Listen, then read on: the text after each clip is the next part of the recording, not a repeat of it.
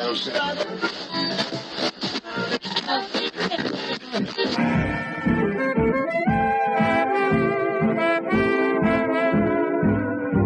is the Relic Radio Show, old-time radio entertainment still standing the test of time, from relicradio.com.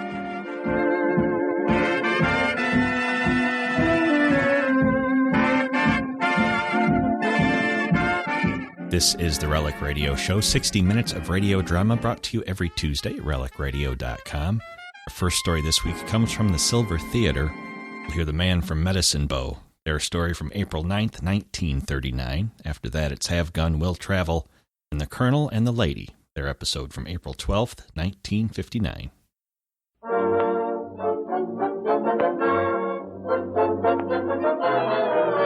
International Silver Company presents The Silver Theater, starring Chester Morris and Glenda Farrell in The Man from Medicine Bow, directed by Conrad Nagel. Brought to you on behalf of two of the greatest names in silverware, International Sterling, world-famous solid silver, and 1847 Rogers Brothers, America's finest silver plate.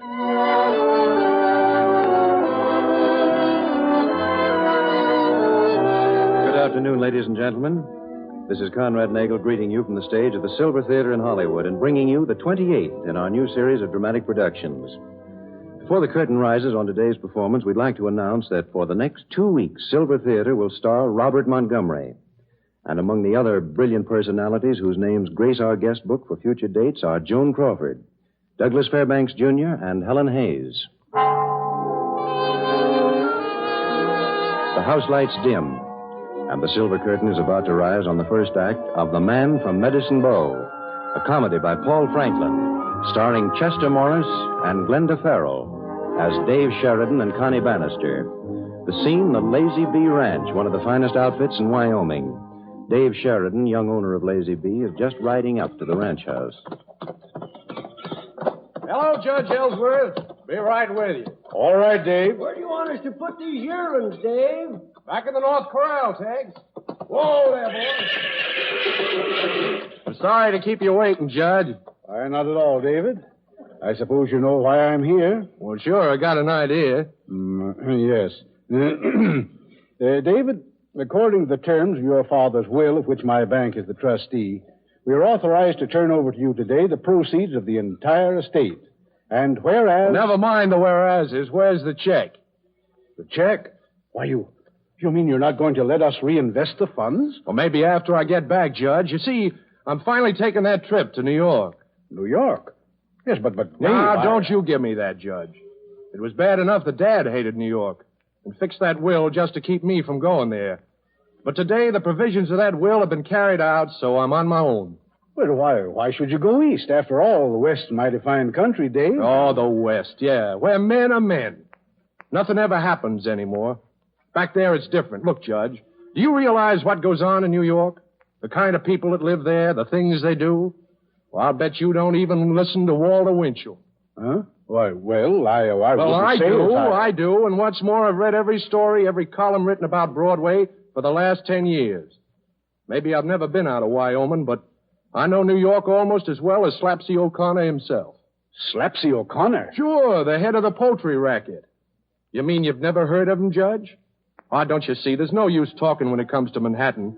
We speak a different language. Well, perhaps we do, but the fact remains that you will have a good deal of money and you don't know anyone back there. Oh, don't worry about that either, Judge.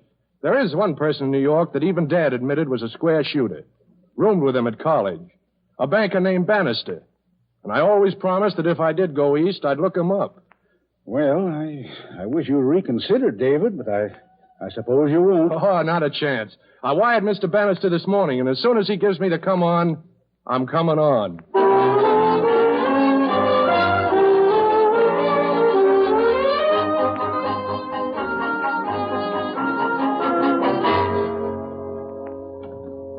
Yes, sir? Miss Bannister's expecting us, Miss Dillon and Mr. Van Ostrand. Oh, yes, Mr. Van Ostrand. Miss Bannister is in the library. Thank you. Say, Teddy, we've just got to talk Connie into going with us this weekend. Leave it to me. Oh, Connie. Hello, Kay and Teddy. Oh, you're just in time. This is wonderful. What's happened? Me. I've just inherited the Lone Ranger. Hi-yo, Silver. You what? Say, Teddy, does she look all right to you? Never can tell about the Bannister family, I always say. All right, you can clown, but look at this. This telegram that just came for Dad. Yeah? Naturally, I couldn't get it to him. He's on the Normandy. So I opened it and listened. Dear Mr. Bannister, always promised Dad would look you up if I came New York. Stop. Anxious leave Medicine Bow at once and fly east. Stop. Would it be convenient for you show me some of the towns? Stop. Particularly anxious to meet any gangsters you may know. Stop. Please wire reply. Gratefully yours, David Sheridan. Oh, Connie, I don't believe it. It's a gag. It's not a gag. The man actually believes we hobnob with racketeers and mobsters. Well, who says we don't? Teddy, can't you help Connie out? Haven't you got a thug friend or two left over from Prohibition days? What do you mean, friend? What's the matter? Who is this guy Sheridan? And if he's coming here to try to muscle in on our territory, I'll rub him out. That's what I'll do. I'll rub him out. Jeepers, how you gonna do it, killer, honey? Oh, this may be funny to you, but look, I've got to... Hey, wait a minute. Wait a minute. What, Connie? Look, do you suppose... Now, this Dave Sheridan has never seen any of these gangsters, has he? So what's to stop you from providing them for him? Us? Yes, you. Kidding it, just like you were doing now. Oh, Connie, the guy'll never fall for that. The fellow who wrote that telegram will fall for anything. And besides, if he's any kind of a person at all, he'll only laugh himself when he gets wise. Oh, let's try it. First, I'll wire him to come on. And then we'll have to get in touch with Babs and Clark Palmer. After all, just you two won't be enough. Then a night or two after he arrives, I'll make reservations at one of the clubs. You, Teddy, can be Slapsy O'Connor, and Clark can be Bubs Halstead. And you two girls will be their Molls. Then somehow Dave Sheridan and I will just happen to bump into you. Then we'll give him a taste of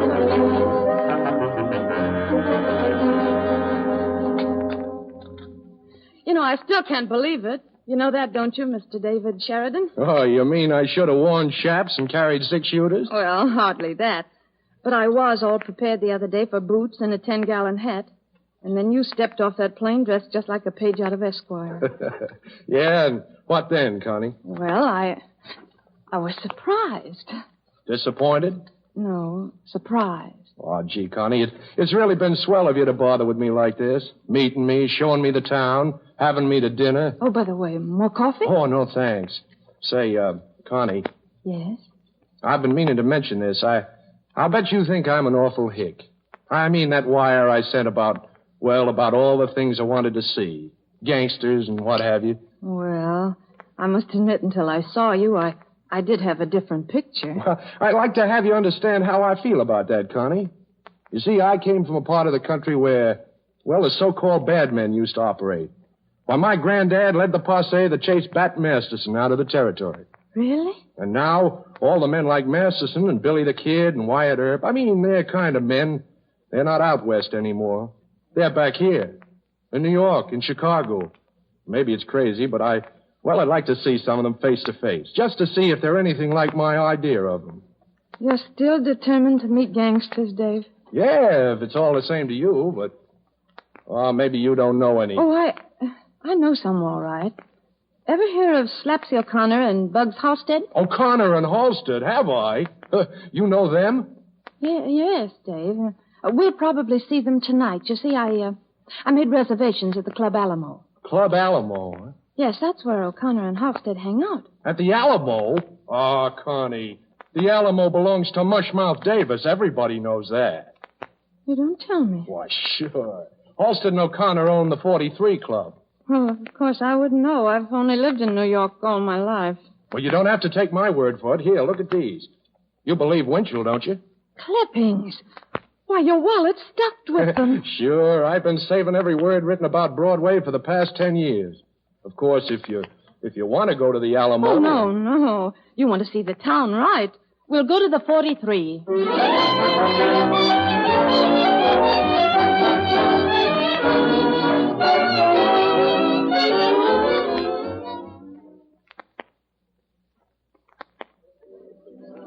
Connie.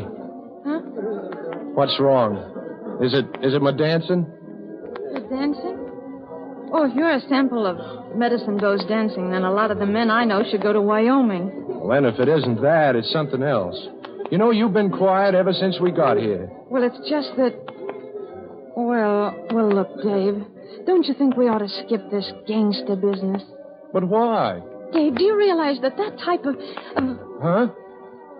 Oh, nothing. Let's dance. Sure. Dave. Yeah? What is it? Dave, over there. At that table in the corner. That's them. Who? Bugs Halstead and Slapsy O'Connor. They're sitting there with their two malls. No! Connie, are you sure? Sure, I'm sure. Shall we go over there so I can introduce you? Oh, come on. Oh, what a break. Say, do you really know him? No. I went to school with him. Oh, great. Well, here we are. Hello, Mr. O'Connor and Mr. Halstead. How are you? Dame, how's tricks, girlie? Oh, fine. This is my friend, Mr. Sheridan from Wyoming. Oh, an honest to goodness cowboy. Hiya, Bud. Did he bring his horse and guitar? All right, quiet, you dames. Miss Bannister and Mr. Sheridan, Miss LaRue, and Miss LaJoy. Just call me Margie, big boy. And my pal, Bugs Halstead. Please let me... Won't you drag up a chair and join us? Well, sure. That is, if Miss Bannister... Why not? Oh, gee. I wish that music would stop. Don't you like music, Miss LaRue? Huh. Every time this mob of bugs pulls a job, I gotta sit in a car with the radio on. Boy, do I hate music. Say, talking about jobs. We put away a neat one yesterday. 3 guys get their throat slit, and the cops ain't got any idea who pulled it. 3 men had the... You mean you... No, not us. We just run the mob. A couple of Brooklyn boys who take care of the finger work. Oh. What's the matter? Don't you like knife jobs, Bunny? Who, me? Oh, sure. Nothing like a shiv, is there? A what? A shiv, a knife. Isn't that what you call them? Oh, yeah, sure. A shiv. Sure. Say, you seem to know what the score is around here, don't you? Well, I try to keep up on things. Out west, they seem to keep ahead of things. Sure. Talking about shivs, you ever handle one? Well, no, not really, but I've done a little work with a rod. That's a gun. Yeah? Say, you know, that gives me an idea. Hey, look, buddy. We're figuring on pulling a big stick-up, see? Over 200 G's in it, cash. Everything's set, except we ain't got a dynamiter. Oh, you mean a soup man? Yeah, someone to blow it up. Nah, I mean a guy what's handy with a gun. Oh, I thought you called them torpedo. That was last year. Now we calls them dynamiters. I'll try to remember that. Yes, by all means, Dave. It'd be a shame to go back home with last year's vocabulary. Look, honey, do you mind clamming up? We're talking business. I'm sorry. Pardon me. Okay. Now, here's the office on the job. These New York bulls don't owe you. You handle a Tommy gun, and we cut you in for a third. How about it? Well, I don't know. I hadn't quite You counted. won't have to dump many guys, just 2-3 watchmen. Just 2 or 3. Now, look here. I don't mean I don't like you fellas, but, well, you see, I'm not very good with a Tommy gun. Yeah? Well, you know too much now for us to deal you out. You feel that? Yeah. What is it? At the 45, I got my pocket. Now, how about it? Well, look here. Now, wait a minute, boys. Boys, he's right. You can't expect him to make up his mind without thinking it over. You've got to give him time. Yeah, so he can run to the cops and squeal? Oh, now, Bugs, Slapsy, please, give him a chance. Don't force him into it. Nothing doing. Well, give him till tomorrow. Now, look, you can all come to my apartment for cocktails. Say about 3 o'clock. He'll be there. I promise you he'll be there, and he'll give you his answer then. Well, okay. But, sister, if this hillbilly crosses us, it's lights out. Remember that, Wyoming? Lights out. Yeah. I'll try to remember that.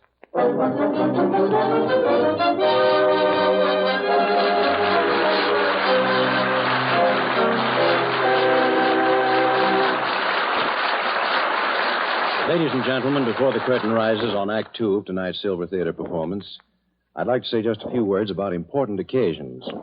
Because so often it takes an important occasion to make people realize how inadequate their silverware is. Let's say you're giving a wedding breakfast for your daughter, or a very special dinner party for your husband's client. Naturally, you want everything to go off particularly well.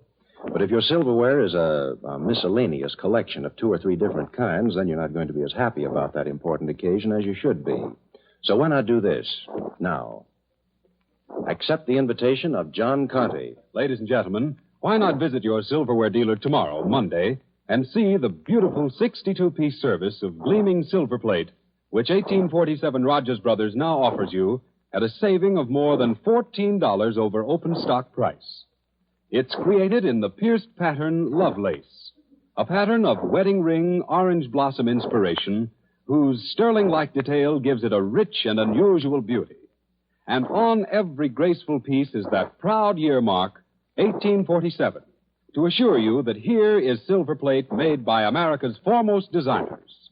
A house of more than 92 years' supremacy in silver plate design and craftsmanship. See this lovely service tomorrow, ladies and gentlemen, and find out on what surprisingly easy terms you can own the aristocrat of silver plate. 1847 Rogers Brothers Silver Plate.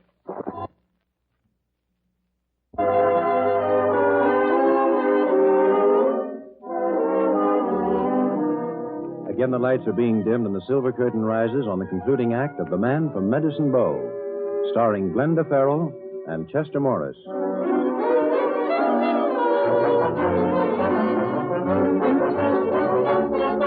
It's late the following morning. It's been a fitful, restless night for Dave Sheridan, tossing and turning, still unaware that his meeting with Slapsy O'Connor and Bugs Halstead at the Club 43 has been only a hoax. He is still sleeping when a few blocks away. Come on, let's get out of here. All right, step on it.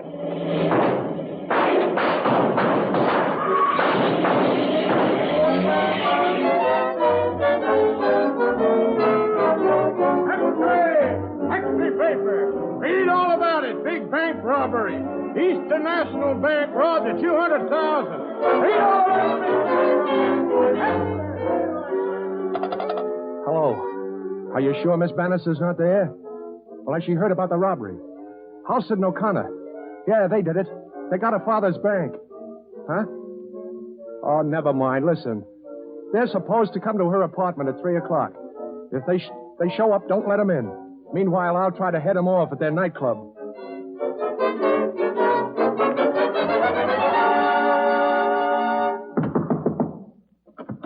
Yeah, thanks.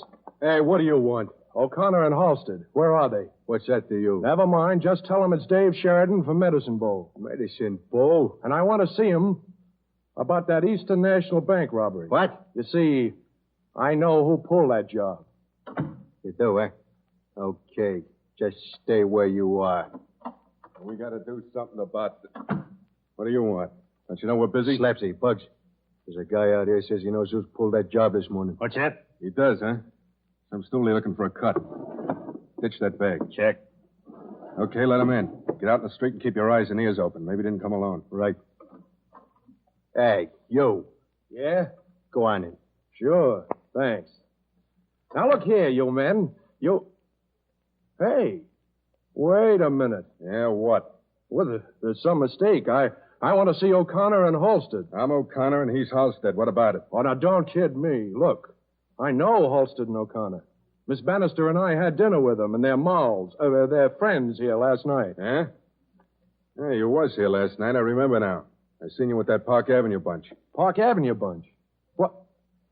Wait a minute. Oh, that Park Avenue bunch, huh? I get it now. Yeah. I'm sorry, my mistake. You see, I'm a stranger in town, and I'm just learning my way around. So I'll be running along. I wouldn't hurry. Well, I've got an appointment at 3 o'clock. Maybe it can wait. That bank job today, you know something about it? The bank job? Oh, no. I was just talking. Didn't mean a thing. So long. There we are. Now, wait a minute, boys. I don't know who you are, but you played a bum card this time. Bugs, frisk him. Right. I don't think you'd better try that. No. Well, turn around. Huh? Sure. Like this. Hey, Bugs, look out. He's going to throw you over his head. Come on. Get clear of him so I can shoot. Bugs! Here, you fool. Break away from him. O'Connor, the gun! All right. Back against the wall, both of you. Move. Now, look here, fella. Now, I want you to do as I say and move fast. Where's that money? We haven't got... No? If that money wasn't here, you wouldn't be. Better make up your mind, O'Connor. Hey, he means it, Slapsy. It's in there, Bud. Here? Thanks. Look, you don't think you're going to get away with this. Get smart, make a split, and we'll call it square. Sorry, I've got other plans, O'Connor, and I'll need this money. I hope you won't mind waiting in here till I get underway. So long, and thanks for saving me a lot of trouble. Well, how do you like... Hey, open up. Hey, you! Shut up. Huh? Come on.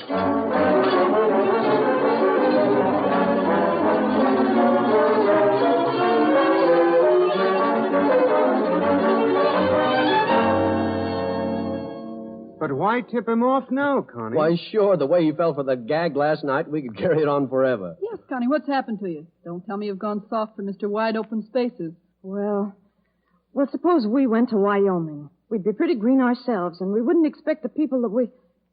Well, that is, we wouldn't expect our friends to try to make fools of us. Here, Connie, defender of the downtrodden. Downtrodden, Dave Sheridan? Huh. Say, I'd hate to have him really sore at me, but... maybe Connie's right. Suppose we just use the gag again when he first gets here and then let him in on it. I want to see his face when Connie tells him. Oh, and that reminds me. There's not going to be any... Oh. Dave. Well, hello. Hi, Connie. Hope I'm not late. Hello, Slapsy and Bugs. Hiya, Miss LaJoy. How are you today, handsome? I'm all right. Glad you showed, Wyoming. Thought you might have gotten cold feet. Now, that's very funny coming from you. Dave. What's wrong with you? Wrong? Why, nothing. They just give me a laugh, that's all. Who? Your friends. The smartest racketeers in New York. And who says we ain't, buddy? Who says we ain't? You gonna rub him out, Slapsy? Oh, stop it, you two. Dave, what are you talking about? This. Read it. Huge loss in bank holdup. That's right. A $200,000 job. Mighty nice of Slapsy and Bugs here to tip me off on it. We tipped you off? Sure. So I pulled it without you. Dave, you didn't rob that bank yourself. No? But you couldn't. That's crazy. You're not a crook. I'm not, huh? Open that bag. Why, Do's your toe. Look, it's money. There's thousands there. Yeah, exactly 200,000. That's what the paper said. I haven't bothered to count it yet. Thought I'd wait till now. You see, since you boys gave me the steer, well, I want to cut you in. Cut us in? Oh, wait a minute, Sheridan. You boys going sort of soft all of a sudden, aren't you? Oh, Dave, listen to me. You didn't really do this thing. You couldn't. Why, that bank belongs to my father. Talk to your friends. It was their idea. Oh, Dave, what's the matter with you? You can't be such a fool. This whole thing was just a gag. Now, you can't take it seriously. No, why can't I? Because you'll get caught, Dave. You'll be in a terrible jam. Suppose I am. What's that to you? It's a lot to her, if you want to know. Kay. After you left us last night, she said she wondered where Wyoming had been all her life. Did you say that, Connie? I suppose I did. Come here. Well? Oh, Dave, please. I'm sorry. Really, I am. I didn't really mean to...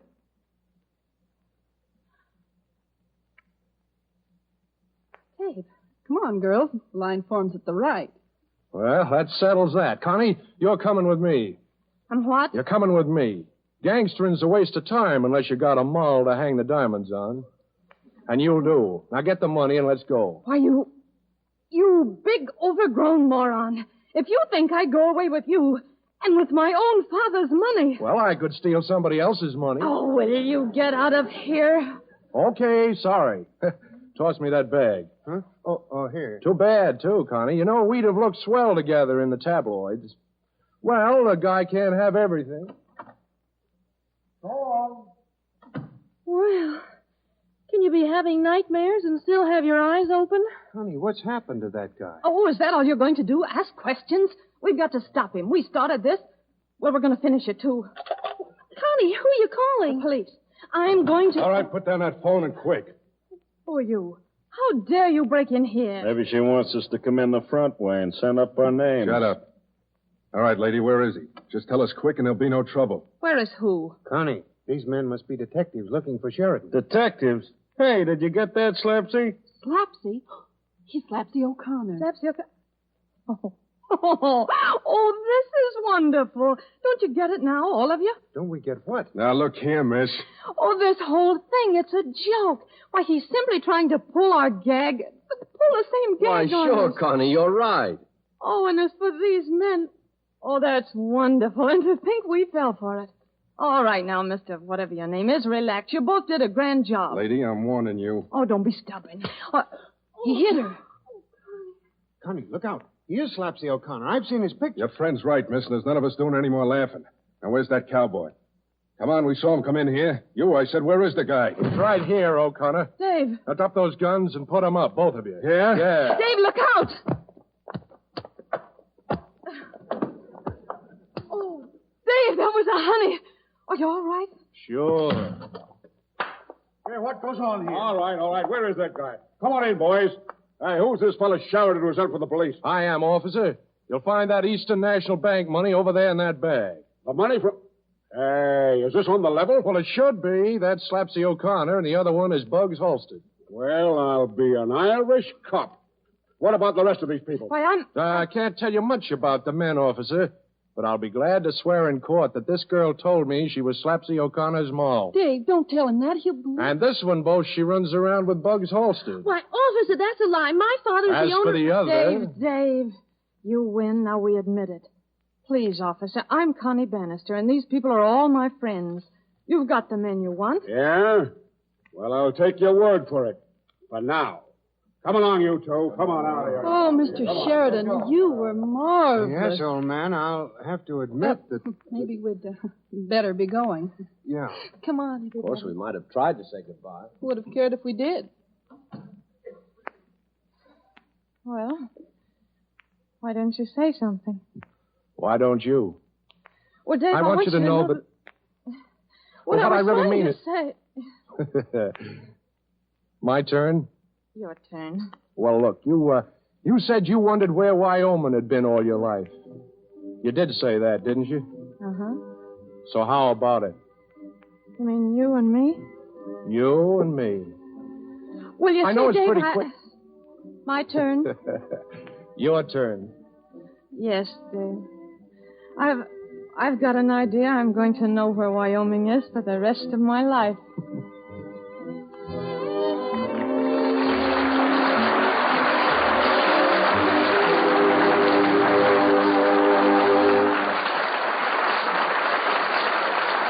In just a moment, ladies and gentlemen, our stars, Glenda Farrell and Chester Morris, will come back to give you their personal Easter greeting. But before they do, would you permit me to make a friendly suggestion to all you spring brides-to-be? Many of you have already chosen your new home, and in the weeks to come, you'll be busy selecting the furnishings for that home. And since then, too, is the time you'll select your silver, may I suggest sterling silver? Believe me, you'll find it the most richly satisfying investment you've ever made. But sterling silver is genuine, solid silver that will remain a treasured possession as long as you live. What will please you even more, there's several practical ways whereby you can purchase sterling silver, international sterling silver, on even a limited budget. For example, International Sterling's layaway plan, ladies and gentlemen, makes it possible for you to buy a complete service of solid silver and make payments when and as convenient. Or you can buy single place settings, one or two at a time, as low as $16.75 apiece. And every international sterling pattern is breathtakingly lovely. Particularly irresistible to 1939 brides is the new Prelude pattern, a solid silver design whose purity of line and captivating rose motif possess ageless charm. A pattern whose craftsmanship is so exquisite it will go proudly with backgrounds of any period. Be sure to visit your silverware dealer tomorrow, Monday, and ask about Prelude Sterling. Before you own it, you'll say, I never knew sterling silver cost so little. After you own it, you'll say, I never dreamed sterling silver could be such a thrill to own.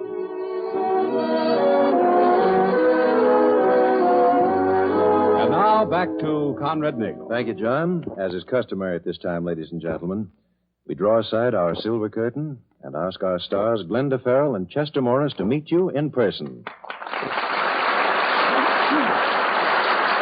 Thank you, Glenda and Chester, for a pair of swell performances. Oh, the Thank you, pleasure's all mine, Conrad. Conrad. You see, My turn? Your turn.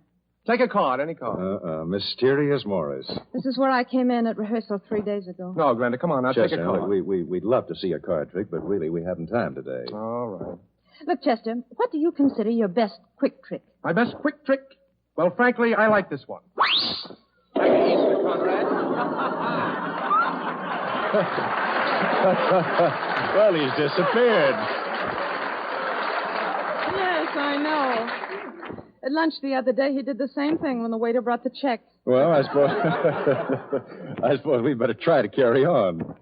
Well, I'm afraid I can't, you see. He took my script with him. Well, you can ad-lib something, can't you? I never was a great hand in an emergency, but how about this? It's been grand working with you, and I think the new solid silver pattern prelude is lovely beyond words. I made it a point to see it the very first time I heard John Conte describe it. Well, thank you very much, Glenda. Good night and come back soon.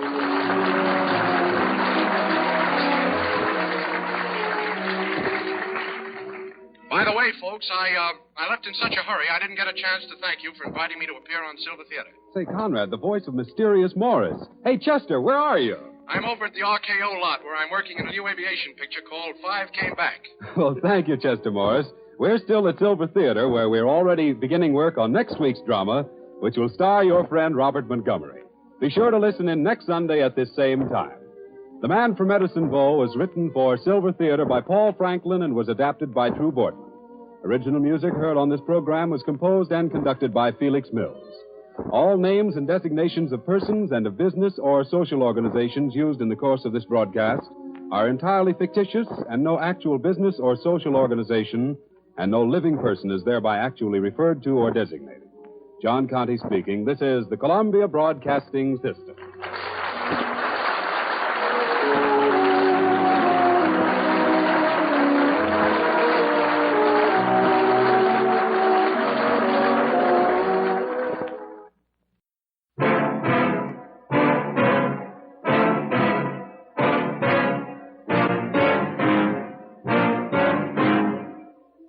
I'll make it real plain for you, mister. I came here to find a girl. And you're not leaving this room until you tell me where she is.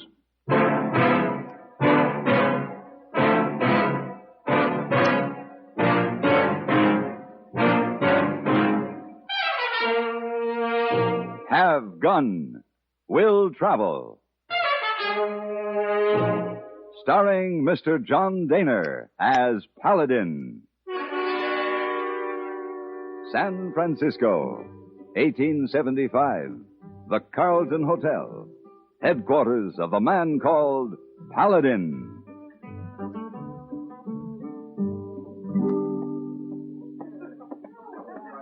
Ah, Mr. Paladin.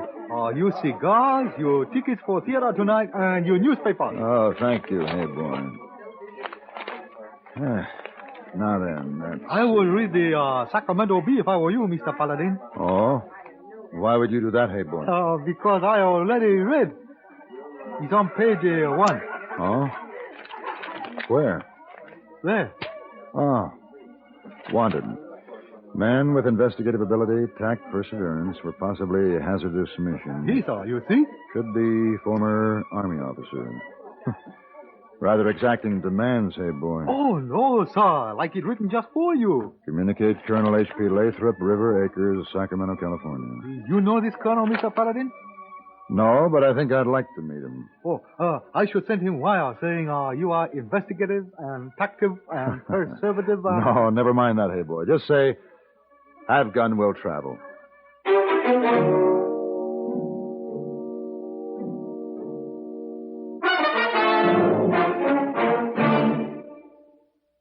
If you want to know more than merely what's going on in the world, if you want, in addition, the perspective of a brilliant world traveler whose entire life has been one fascinating travelogue, listen to Lowell Thomas.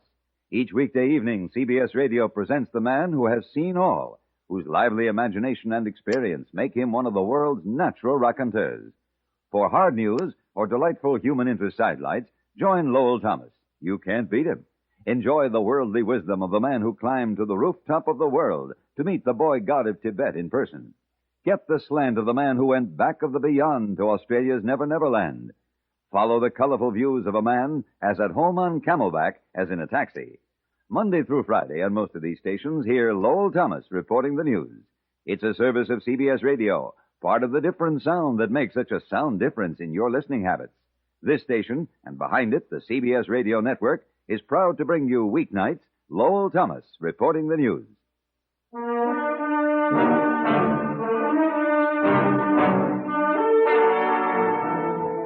Colonel H.P. Lathrop, River Acres, Sacramento, California. The home was even more impressive than the address. A barefooted Indian servant girl admitted me and led me down a long hallway and left me standing in a waiting room, which was dwarfed by a giant coat of arms. Mr. Paladin? Yes. Colonel Lathrop. Happy to know you, sir. And you, sir. I see you've noticed my family coat of arms. I could hardly not notice it, Colonel. If pride of family be a sin, sir, then I'm guilty. I'm proud of my family heritage. I'm certain you have every reason to be proud, Colonel. I trust you'll bear that in mind when you attend to the mission I've been contemplating for you. Oh, I've heard of you, Mr. Paladin. I placed that ad hoping you would answer it. I need a man who is able... Oh, Martha, my dear. I'm sorry. I didn't know we had visitors. This is Mr. Paladin, my dear. How do you do? How do you do, Mrs. Lathrop? Please forgive me. Pablo's very ill. I must hurry now. You'll be with us for dinner, Mr. Paladin? Well, of course he will. How nice. Excuse me now. The eternal nurse. My wife's always ministering to the sick, the lame, and the lazy. Colonel, what is it you wish of me? Now, before we discuss business, you must refresh yourself. Tuolumne, Yes, Colonel Lathrop. take Mr. Paladin's bag to his room. Draw his bath. You've plenty of time for a bath, sir. We dine at 8.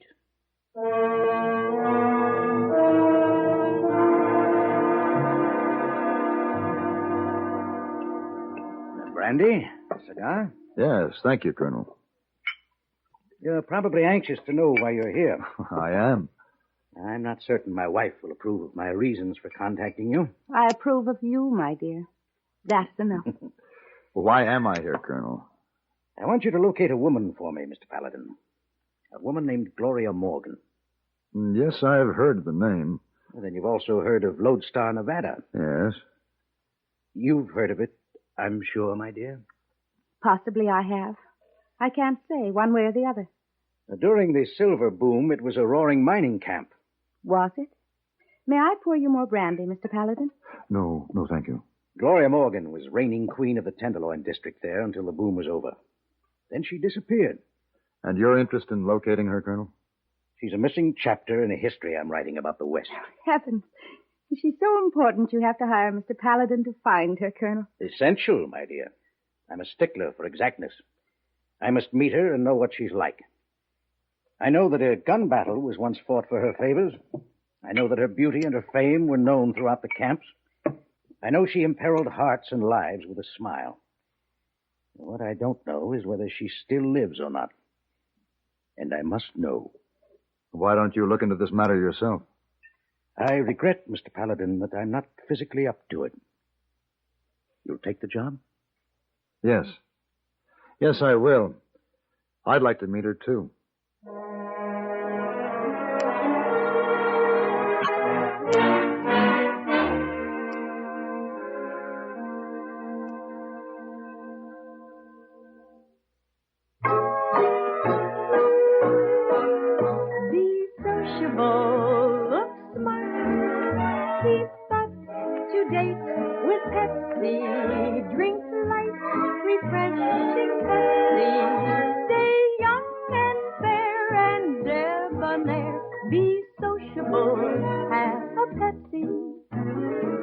When friends drop in, let your hospitality show you're sociable in the modern manner. Pepsi, you know, is the favorite of the smart and young at heart.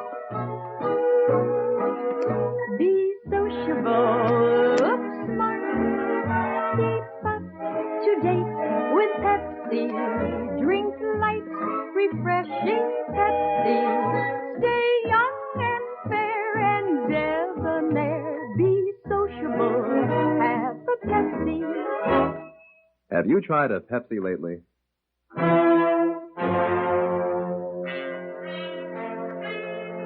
It was a curious mission, searching for a dance hall queen.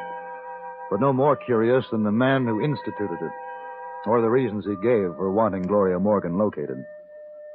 There were other people who had different ideas. I come to your room to warn you. Do not go to Lodestar. Colonel is a monster. He likes to hurt people. He is a torturer. Well, who is he torturing? His wife. He has been stabbing her with that name, Gloria Morgan. I think she... his sweetheart once. He want to find her. Bring her here. He told me he never laid eyes on the woman. He tell lie. Perhaps, but then I'm paid to locate Gloria Morgan. If you do, if you bring her back here, I kill you.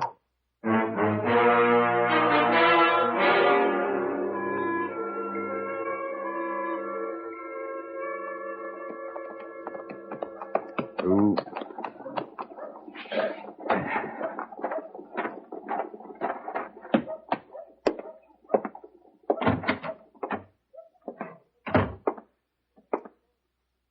Welcome to Lodestar. You like a room? A room and some information. Yes, sir. Room 33. Any sign here, please? All right. Now, what was the information you wanted? Well, I'm trying to locate a lady of some repute named Gloria Morgan. I haven't got an empty room. The key to 33, please. It's filled. The key. All right. All right. Well, you ain't going to get nowhere around Lodestar looking for the likes of her.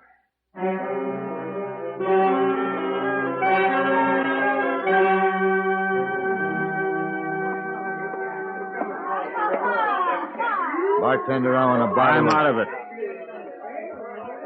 I haven't named it yet. Whatever it is, we ain't got it here, mister. All right. Hey! I'll get it myself. I heard you was kind of frisky and quick. I am. She must have been quite a lady. What lady? Oh, did I say lady? Yeah. The slip of the tongue. As a matter of fact, I'm not sure she was a lady, judging by the things I've heard of her. You're one called Paladin? Yeah. Move on, Maisie. Shut up. I can talk to him if I want to. You've been asking about Gloria Morgan, ain't you? Well, I knew her. I worked with her. Roomed with her once. How about some of that? Huh? My pleasure.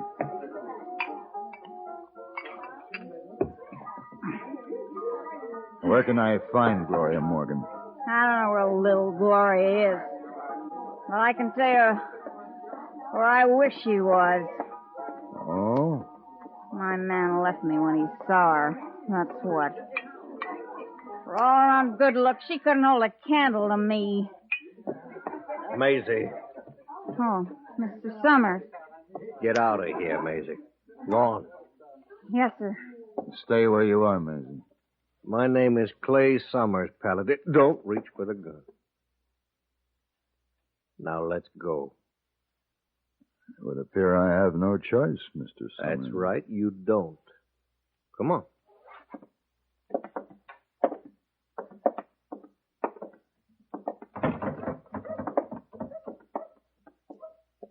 Your horse? Yes?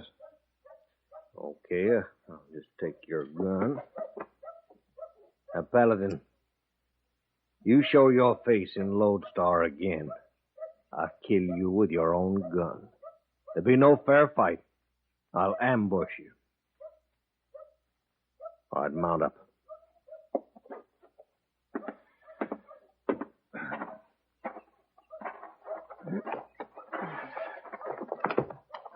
Now ride out.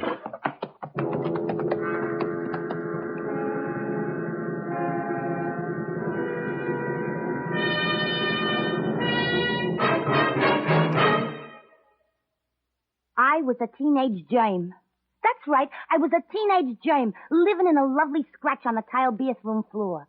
I came in on a saddle, too, and then I moved to the floor. There were millions of us germs, playing rock around the sink or hide and infect. My hostess was a wonderful woman. Every week she'd splash all around us with nice warm soap and water. But then some rat squealed to her about Lysol, and we had to beat it.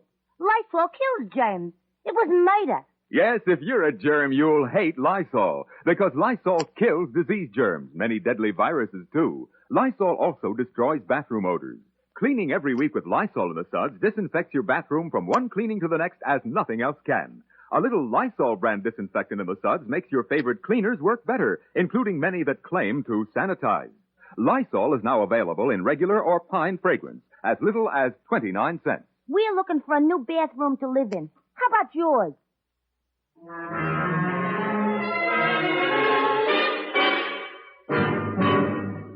I rode as ordered. But by nightfall, I was back in Lodestar, ready to meet the man who had threatened to shoot me on sight. He seemed genuinely surprised to see me again when I appeared at his office. Hold it. I told you. I know what you told me, Mr. Summers. Now I'm telling you. This is a derringer. Sit down, please. What do you want? My gun, for one thing. It's a fine weapon. I just couldn't leave it behind. Where is it? Laying over there.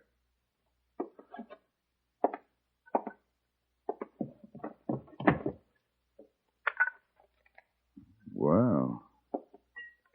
Keep your hands off that picture. That lady is lovely. The Gloria Morgan? Put that picture down.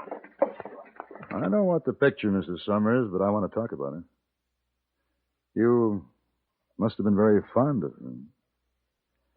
I don't understand how a woman like her rates your loyalty, why men will kill for her. She was filth. She was a cheat, a liar, and a thief, and worse. I know that for a fact. You know nothing, Paladin. Then what is the truth? She was all things to all men. She was saint or devil or whatever. I understand there was a gun battle fought for her favors. Not for her favors. For her hand in marriage. Oh. I suppose the other fella had as much right to court her as I did. You? But it was a good fight and a fair one. When it was all over, we were both near death. And Gloria Morgan? Well, she told us that she loved neither one of us. And she went away. All I have left of her is that picture.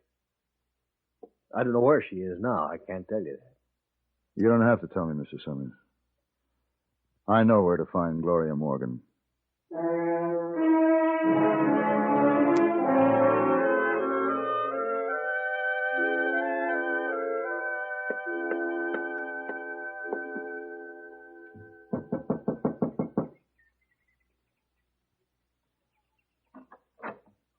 You go away. I can't very well do that. I told you I would kill you. So is everyone else, and I'm still alive. I want to see Colonel Lathrop. You find out about that woman? Yes. You are going to tell them? I was hired to. But I don't think that Gloria Morgan is going to hurt your mistress, follow me. Now take me to the Colonel. Come.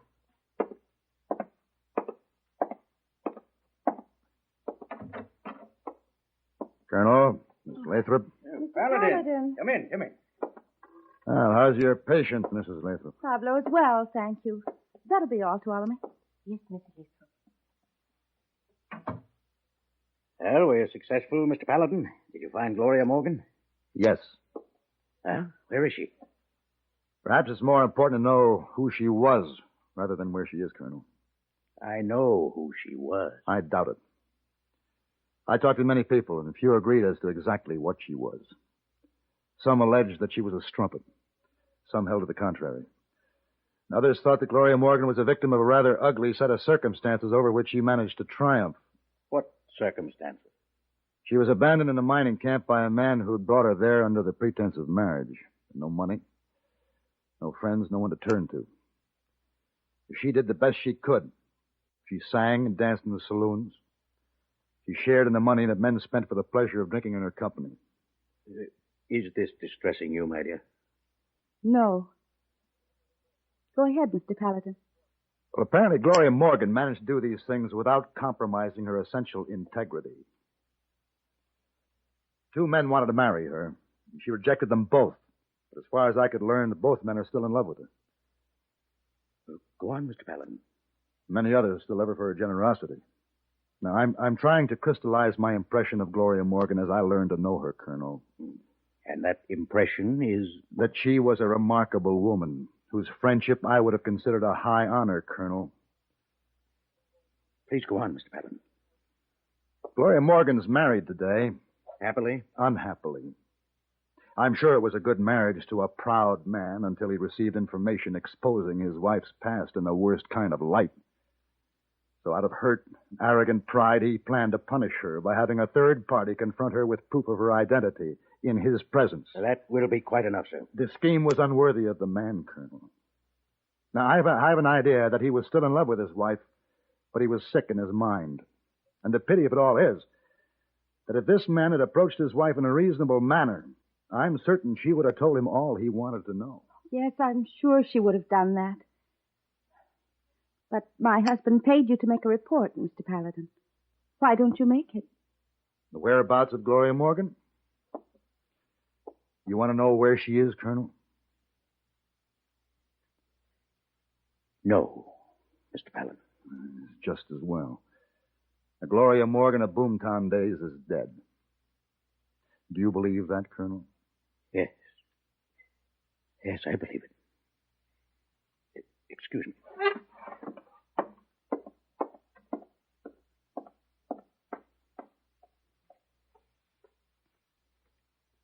Let him alone for a few moments. Then go to him, Mrs. Lathrop. Thank you very much, Mr. Paladin.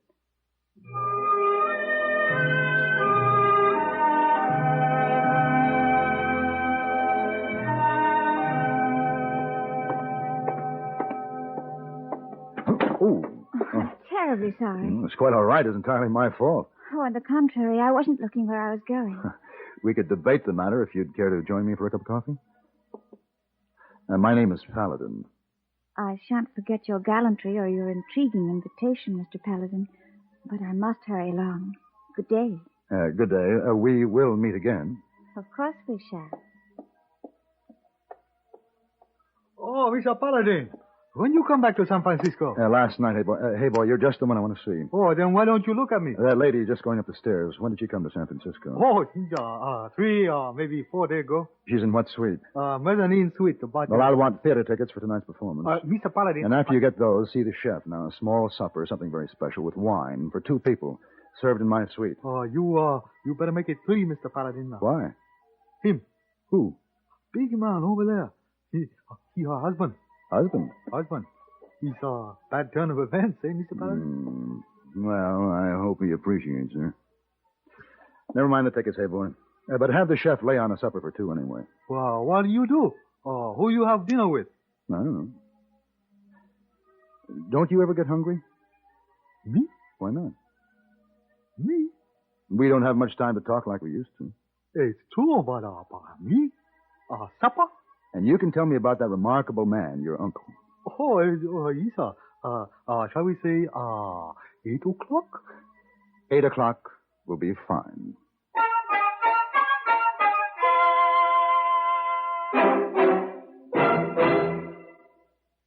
Since spring is a season of awakening things, of summer's fulfillment, it's fitting that every year the American Cancer Society should raise its vitally needed funds in April. For each year, the April harvest of donations gives promise of new impetus in the drive to conquer cancer. Your local collection, under the banner of the American Cancer Society, is a drive to finance unlimited research and experiment. Progress already made has given hard-working doctors and scientists more hope than ever before. No panaceas have been found, but a growing number of cancers can be and are being cured.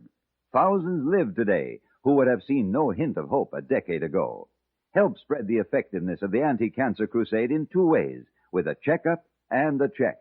Have the family's health checked once a year, for early detection of cancer is still the safest road to a cure. And this month, give a generous donation to your local cancer society or to Cancer in care of your post office. Do it today.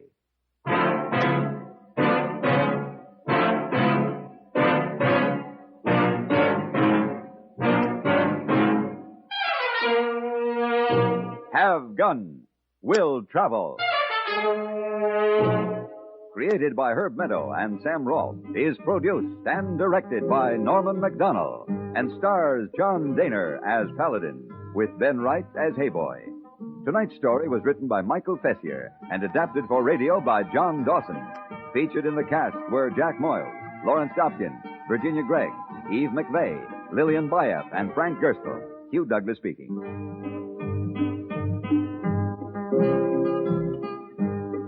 Join us again next week for Have Gun Will Travel.